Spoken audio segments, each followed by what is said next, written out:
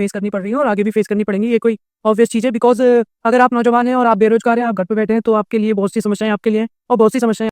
Hello guys, और कैसे हैं आप सब लोग? अब जैसा कि हम पहले इससे पिछले टॉपिक में हमने डिस्कस किया था कि कॉकरोच जनता पार्टी के बारे में हम लोग डिस्कस कर रहे थे। अब वो बेसिकली क्या था कि मैक्सिमम हम अनएम्प्लॉयमेंट की बात कर रहे थे उस टॉपिक में। अब बेसिकली ये रीज़न भी यही है कि अनएम्प्लॉयमेंट की ही वजह से बेसिकली बहुत सारी दिक्कतें हमारी कंट्री में फेस करनी पड़ रही हैं और आगे भी फेस करनी पड़ेंगी। ये कोई ऑब्वियस चीज़ है बिकॉज़ अगर आप नौजवान हैं और आप बेरोज़गार हैं, आप घर पे बैठे हैं, तो आपके लिए बहुत सी समस्याएँ आपके लिए हैं और बहुत सी समस्याएँ आप आगे भी क्रिएट करेंगे। अब हम बात करते हैं, आज का टॉपिक हमारा इसलिए अनएम्प्लॉयमेंट है। अनएम्प्लॉयमेंट के हम रीज़न जानने की कोशिश करेंगे। हाँ ना, हम अनएम्प्लॉयमेंट को डिफाइन करने की कोशिश करेंगे कि अनएम्प्लॉयमेंट है क्या, उसके रीज़न क्या है, अनएम्प्लॉयमेंट का समाधान क्या है और आगे हमें क्या करना चाहिए, हमारी सरकार को क्या करना चाहिए, हम लोग को क्या करना चाहिए। अब हम बात करते हैं सबसे पहले अनएम्प्लॉयमेंट होता है क्या। अनएम्प्लॉयमेंट है basically you are willing to work but you are not getting the employment. इसलिए हम इसका क्या मतलब है, इसका मतलब ये है कि आप काम तो करना चाहते हैं मगर आपके पास में रोजगार नहीं है, आपके पास काम नहीं है, आप कुछ करने के लिए मिल रहा।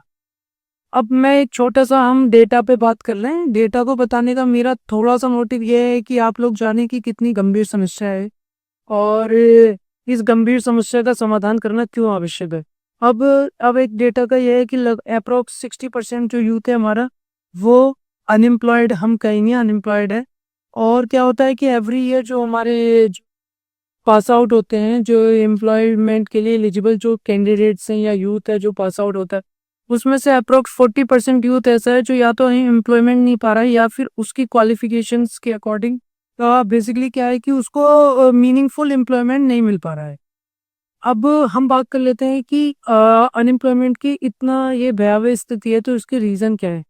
सबसे मोस्ट इम्पोर्टेंट रीज़न जो अनएम्प्लॉयमेंट क्राइसिस का है वो यही है कि स्किल का मिसमैच होना। अब हम बात कर ले स्किल मिसमैच का क्या है कि स्किल मिसमैच से मतलब ये है कि हमारी कंपनीज को जो स्किल चाहिए और जो यूथ जो स्किल लेके जो क्वालिफाइड हो रहा है वो स्किल में मिसमैच है, उसके थ्रू आप एम्प्लॉयमेंट नहीं पा सकते आज के टाइम में। जैसे हम थोड़ी सी टॉपिक पे बात करते हैं, हमारे जो इंजीनियर्स हैं, हमारे यहाँ पे जो इंजीनियर पास आउट होते हैं एवरी ईयर, और जो मतलब अप्रोक्स मुझे लगा है कि 15 to 30% ही ऐसे होते होंगे जो ऑन कैंपस प्लेसमेंट पाप का ले पाते हैं। मैं ये भी फिगर थोड़ा सा मैं बढ़ा चढ़ा कर ही बता रहा हूँ, मैं ये इससे भी कम ही होगा बिकॉज क्या होता है कि आपके पास में स्किल है ही नहीं।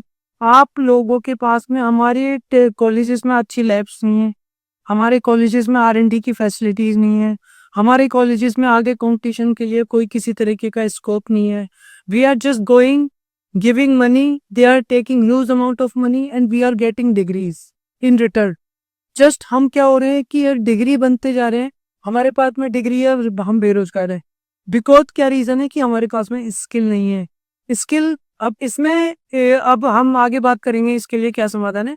अब दूसरा हमारा जो मेन रीजन है इसके लिए अनएम्प्लॉयमेंट को होने का जो रीजन है वो ये है कि आज के टाइम में मशीन्स का या फिर आर्टिफिशियल इंटेलिजेंस का रोल इतना ज़्यादा बढ़ चुका है कि क्या है कि अब आप ये मान के चलिए कि लगभग जिस काम को सब पहले 100 लोग करते थे, अब उस काम को 10 लोग कर दे रहे हैं। अब वो 90 लोगों का क्या हुआ? आप सोचिए कि वो 90 लोग बेरोजगार हो गए। अब अगर, और उसके अलावा क्या है कि हमारी जो मशीन्स है वो मोर एफिशिएंसी के साथ और मोर एफिकेसी के साथ में क्वालिटी प्रोवाइड करने के साथ साथ क्वांटिटी भी प्रोवाइड कर रही है मशीन हमें। एक तरफ तो हमारे यूथ को एम्प्लॉयमेंट नहीं मिल रहा, दूसरी तरफ क्या है कि मशीनों में क्वालिटी भी इम्प्रूव हो रही है और क्वांटिटी भी इम्प्रूव हो रही है और कंपनीज का प्रॉफिट भी इम्प्रूव हो रहा है। तो क्यों नहीं वो आपकी जगह पे मशीनों को रखेंगे, क्योंकि क्या है कि ह्यूमन लेबर से उन्हें सस्ती कॉस्ट में, उनको इजी कॉस्ट में उनको मशीन्स मिल जा रही हैं और उसके अलावा क्या है, उनकी कोई मेंटेनेंस नहीं है, क्वालिटी भी अच्छी मिल रही है हमें प्रोडक्ट की और क्वांटिटी भी हमें ज़्यादा मिल रही है। तो इसलिए क्या है कि हमारी कंपनीज को भी प्रॉफिट हो रहा है। इसके अलावा जो हमारा तीसरा रीजन है, तीसरा रीजन हमारा ये, अब आज के टाइम में कंपटीशन इतना ज़्यादा बढ़ गया है मार्केट में। मतलब बेसिकली क्या है कि आप किसी भी लाइन में चले जाइए, ह्यूज कंपटीशन है। आप स्टार्टअप खोलने के लिए चले जाइए, ह्यूज कंपटीशन है। किसी टेक्नोलॉजी में चले जाइए, ह्यूज कंपटीशन है। किसी कॉलेज के एग्जाम के लिए चले जाइए, ह्यूज कंपटीशन है। किसी जॉब के लिए चले जाइए, जॉब में तो ऐसा ही कि एक अनार 100 बीमार वाली बात है कि एक एक एक वैकेंसी और 100 कैंडिडेट खड़े हुए हैं कि हमें मिल जाए, हमें मिल जाए। अब इसके अलावा क्या है, अब मैं इसके अलावा बताऊं कि अब आज के टाइम में इकोनॉमिक स्लो डाउन चल रहा है। इससे पहले कोविड-19 का दौर था, उसमें भी इकोनॉमिक स्लो डाउन की वजह से मास ले ऑफ हुए थे, कंपनीज ने मास ले ऑफ किए थे। इसके अलावा मैं बताऊं कि हायरिंग भी की थी, जैसे एडटेक स्टार्टअप्स ने हायरिंग भी की थी, मास हायरिंग की थी, बिकॉज उस टाइम में क्या था कि सबको घर सर्विस मिल रही थी, स्टूडेंट्स को घर ही पढ़ाना है, कंपनीज को वर्क फ्रॉम होम करना है, सारी सर्विस हमें होम पे प्रोवाइड करनी है। बट अब क्या हो रहा है, अब आप ऐसी कंडीशन मान के चलिए, इकोनॉमिक स्लो डाउन है, ऊपर से ये वॉर्स कंट्री जगह जगह कंट्रीज में हो रहे हैं, जिसकी वजह से क्या है कि करेंसी की वैल्यू डिक्लाइन हो रही है, इन्फ्लेशन बढ़ रहा है, ले ऑफ हो रहा है, लोगों के पास रोजगार नहीं है, और इसके अलावा क्या, फ्यूल प्राइसेस बढ़ने की वजह से कंपनीज का प्रॉफिट डिक्लाइन हो रहा है। इसके अलावा क्या हो रहा है कि एडटेक और स्टार्टअप्स जो है वो मास ले ऑफ कर रहे हैं, और बड़ी बड़ी कंपनियां भी मास ले ऑफ कर रही हैं।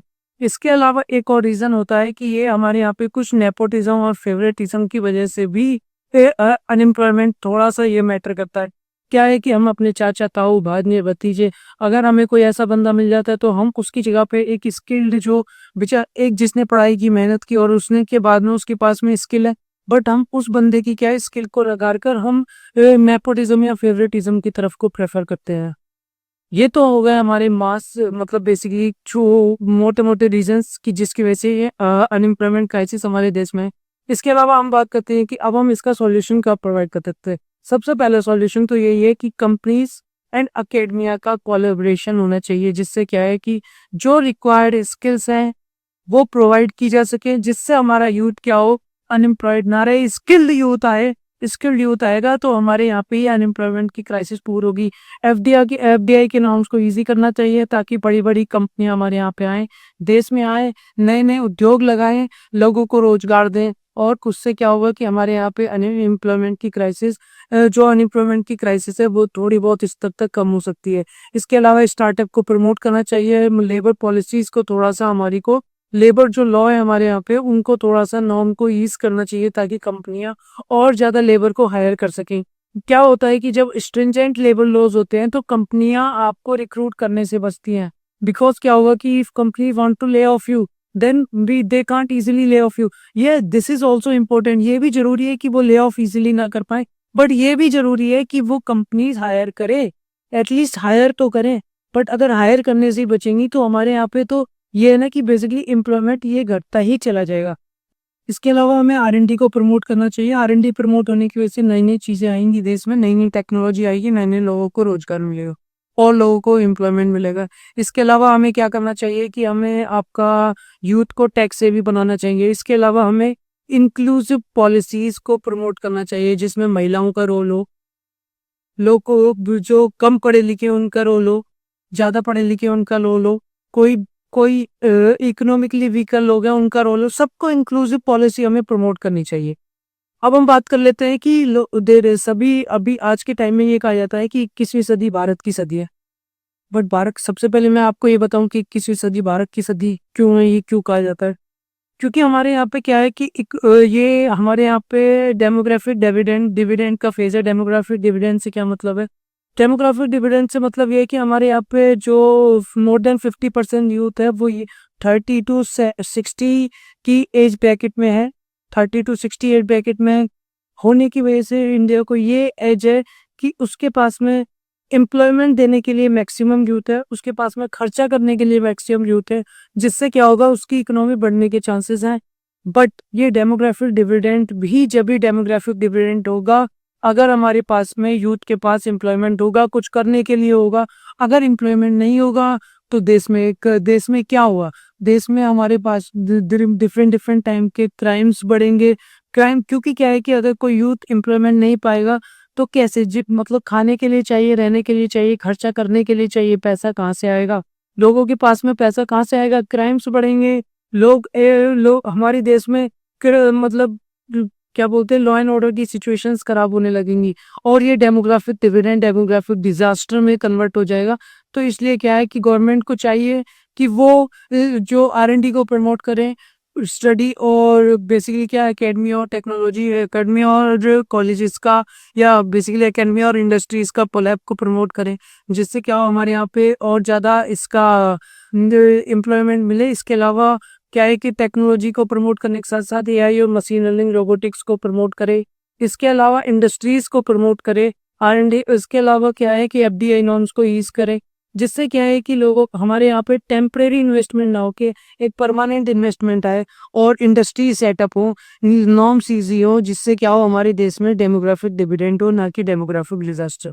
सो इसके अलावा हम अब जैसा हमने बात की कि हम इंक्लूसिव पॉलिसीज को प्रमोट करें, तो हमारा नेक्स्ट वीडियो भी हमने यही सोचा है कि हम वुमेन एम्पावरमेंट के ऊपर अपना नेक्स्ट टॉपिक लेके आए, जिससे मतलब हम आपके साथ में थोड़ा डिस्कस करें कि वुमेन एम्पावरमेंट क्या है और वो कैसे होगा महिला सशक्तिकरण।